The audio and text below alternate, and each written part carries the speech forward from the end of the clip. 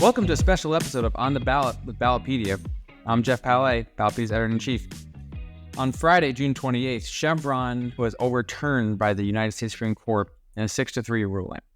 Earlier this year, Ballotpedia released a podcast episode talking about the oral arguments in the case, going through the history, how Chevron Deference works, and the arguments for and against keeping it, and what it might look like once SCOTUS ruled on the case. Well, now that SCOTUS has ruled, let's take a look back at what happened in that episode. And in case you missed it, here's a quick rundown of what happened on Friday. In a 6-3 ruling, SCOTUS held that the Administrative Procedure Act requires federal courts to clarify ambiguous statutes instead of agencies. In other words, this overturned the 1984 precedent previously set by the Chevron court case. For almost 40 years, Chevron served as a legal structure through which courts may review, approve, and reject regulations in the context of statutory intent. The June 28th decision by SCOTUS overturned that doctrine, with Chief Justice John Roberts arguing in the majority opinion that Chevron goes against the APA. Justices Elena Kagan, Sonia Sotomayor, and Katanji Brown-Jackson dissented, arguing that deference should be given to agency expertise to clarify ambiguities in statutes. For more, you can view our coverage on what Chevron deference is, the case law, and arguments for and against it, and all sorts of great content we've got on Ballotpedia. But for now, check out this episode from earlier this year, and you can get caught up on everything you need to know about Chevron.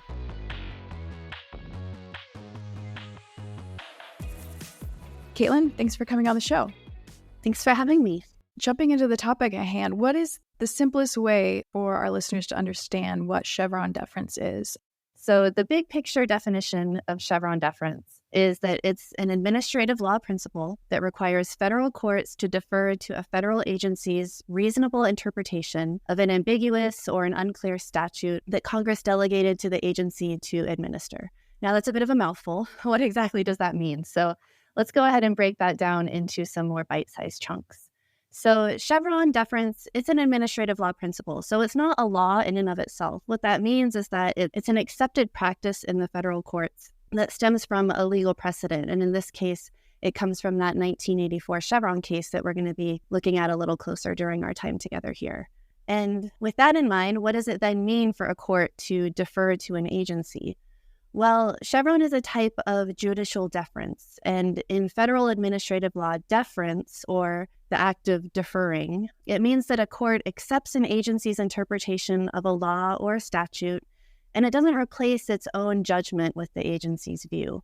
So the U.S. Supreme Court has developed several forms of deference over time to review agency actions.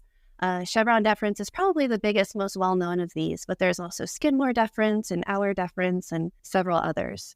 So what then do we mean by an ambiguous or an unclear statute? Well, Congress passes many, many laws, and a lot of these laws have kind of vague goals in mind, like, for example, achieving clean air or clean water. But putting these broader goals into practice requires some sort of agency action. So Congress isn't going to go in there and nitpick every tiny little action that needs to be taken in order to achieve clean air. They're going to tell the agency to kind of fill in the details by issuing some regulations to carry out those broader mandates.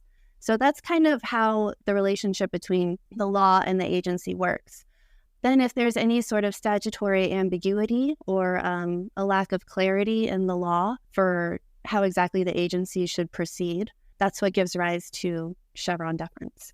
So when a group or an individual challenges the lawfulness of an agency regulation in court, the judges often use the Chevron framework to determine whether or not to uphold that regulation.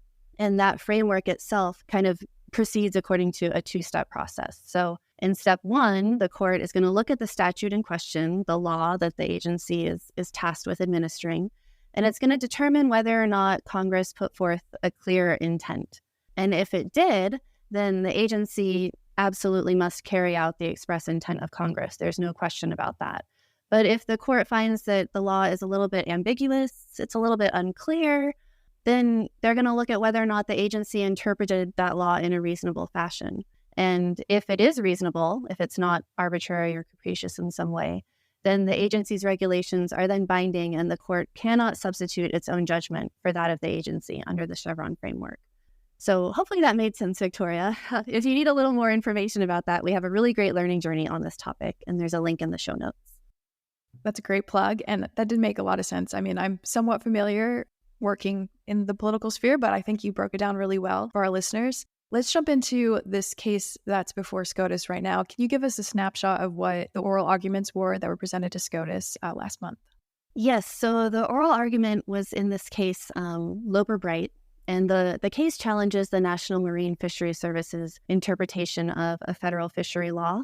That law is known as the Magnuson-Stevens Act, and it allows the use of compliance monitors on certain fishing boats. Well, the Fisheries Service interpreted the law as requiring fishermen to pay costs for the use of those compliance monitors. So a coalition of commercial fishermen appealed a ruling back in August 2022 from the D.C. Circuit that actually applied Chevron deference to uphold the Fisheries Service's interpretation of the law. The commercial fishermen didn't feel that the law required them to actually pay the costs for the use of those monitors. So while the federal law doesn't actually specify who must pay for the use of such monitors, the judges deferred to what they considered to be the agency's reasonable interpretation of the statute. And that interpretation did require the fishermen to pay the costs of those compliance monitors. As I mentioned, the fishermen appealed that decision to the Supreme Court. They argued that the statute isn't just unclear on the question, but also that it's just completely silent on the issue, meaning that Congress never actually intended to grant the agency the authority to force the fishermen to pay for those compliance monitors. They further argued that the court should reconsider its approach to Chevron deference by either clarifying how they apply it or perhaps even overruling it altogether. And that's exactly the question that the court decided to take up, whether the court should overrule Chevron deference or at least clarify whether statutory silence in cases like these function in the same way as statutory ambiguity, which requires deference. We'll be hearing about the outcome of this case a little bit later in this year, but to add more context, let's take a look at that 1984 case that you mentioned in your introduction, Chevron USA versus Natural Resources Defense Council. What regulatory practice was Chevron pushing back against, and how did the outcome set a new precedent for federal regulatory activity? Well, this case was really interesting because it really centered on the definition of a term that's used in the Clean Air Act, and that term is stationary source. So the Environmental Protection Agency issued a regulation that defined this term stationary source for the purposes of implementing the Clean Air Act. And under that regulation, the agency allowed states to treat all pollution-emitting devices within the same industrial grouping as though they were encased within a single bubble, and thus that was a stationary source for the purposes of interpreting the Clean Air Act. Well, the Natural Resources Defense Council sued the EPA and several companies in federal court over that interpretation of stationary source, and the D.C. Circuit actually set aside the agency's regulation. But then the Supreme Court came in and reversed that decision in favor of the agency, holding that the EPA's regulation was actually a permissible definition of the term stationary source, and that is what gave rise to what we now know as Chevron deference. Got it. And this deference doctrine is almost 40 years old, I guess now. How commonly is it utilized, and has its influence declined over time or grown? So to answer this question, I'm going to refer to a 2018 paper from administrative law scholar Michael Kagan. And he mentioned that Chevron deference had been cited 81,000 times as of 2018 in legal arguments since its first articulation back in 1984. And the doctrine was once supported by conservative-leaning legal authorities, including Justice Scalia and Justice Thomas. But Thomas, for instance, has in more recent years reversed his views. And we actually saw a reversal of views under the Trump administration, where administration officials were very open about the desire to nominate judicial appointees who were open to the idea of either overturning or limiting Chevron deference, or basically more broadly, the authority to have agencies interpret laws and enforce regulations without being subject to judicial oversight. But opposition to Chevron has actually materialized along a broader ideological spectrum. It's not just limited to conservative-leaning circles. According to that 2018 study by Michael Kagan, all 9 justices at the time had at least once signed on to an opinion holding that Chevron should not apply in a situation where an administrative law textbook would have said that it should be the case. So it's been interesting to see where those textbook cases of Chevron, where you would think that the doctrine would pop up, are not actually panning out in practice to fall along those lines. Kagan refers to this as sort of a period of uncertainty around Chevron. We're not really sure what the future holds for the doctrine, but that's why cases like Loper-Bright are so interesting for us, because they're going to shed light on Chevron's future. You touched on this in this answer you just gave, but let's look at both sides of the argument and maybe more generally. What's the argument for keeping Chevron around?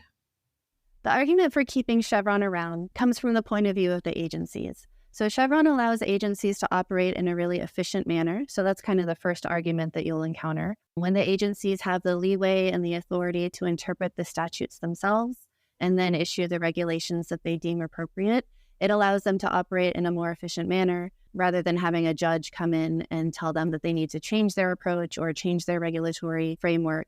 They have the broad authority under the Chevron approach to issue regulations that they deem appropriate. At the same time, the agencies are staffed with subject matter experts in their field. And that expertise is another argument for keeping Chevron around, because the framework allows these subject matter experts to issue regulations that are appropriate for carrying out some of these broad policy directives. And on the flip side, what are the arguments for getting rid of it outright or alternatively weakening its power or narrowing its scope?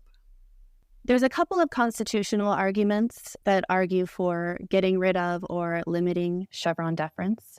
The first of those arguments is the separation of powers. So Chevron deference, depending on who you talk to, of course, some people feel that Chevron deference allows agencies to interpret laws that should be the purview of judges under their Article 3 authority to interpret what the law is.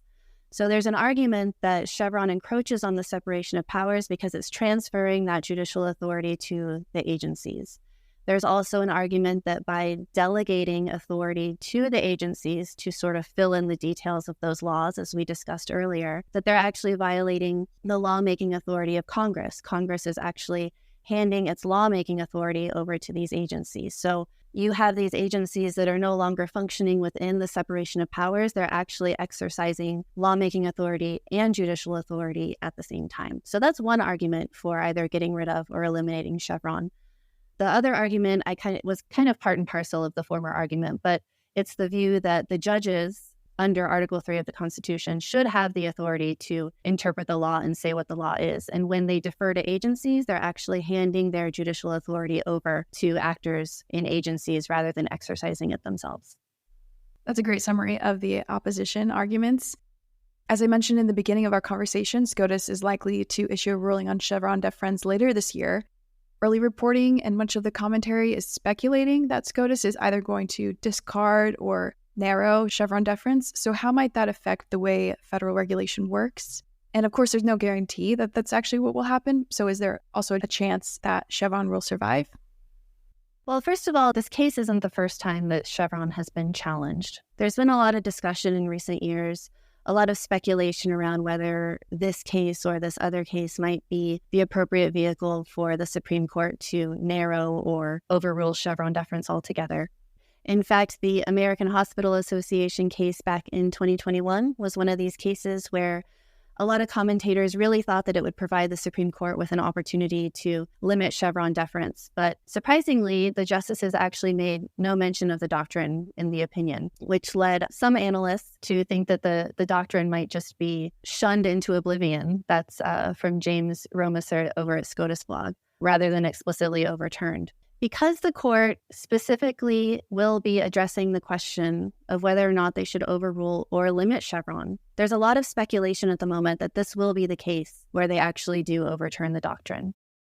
To the second part of your question, there is a chance that Chevron survives, perhaps in a slightly different framework than exists at the moment, but the court may decide to narrow the parameters of Chevron to kind of trim around the edges, so to speak, rather than throw out the doctrine entirely. Depending on the way that the court rules, the effect on federal regulation could be very different. If the court were to throw out Chevron deference altogether, judges would be tasked with interpreting the law. They may or may not interpret the law in line with the way an agency interpreted the law, but that task would nonetheless fall to the judiciary.